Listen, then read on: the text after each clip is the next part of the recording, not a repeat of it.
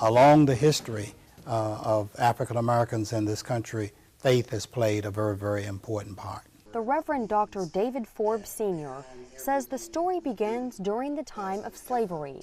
The law said blacks could be killed for worshiping together, so they had to meet in secret. It is almost indescribable, the misery, the difficulties, the challenges, the visitation of social disorganization that was meted out against slaves. When the first black church formed in Savannah, Georgia, one of its missions was to unify blacks. The only viable, broad-based social arrangement where black folks could meet, where they owned it, where they had their own celebration of faith and social life, was the church.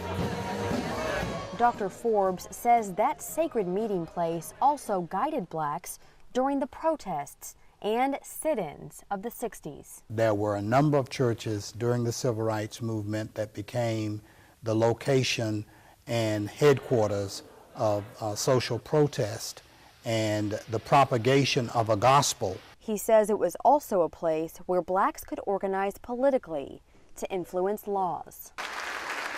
The Reverend Dr. William Joseph Barber II, who helped design the Black History exhibit at the North Carolina Museum of History, says politics are still an important part of the African American church today. It was a church that said that Jesus was a revolutionary.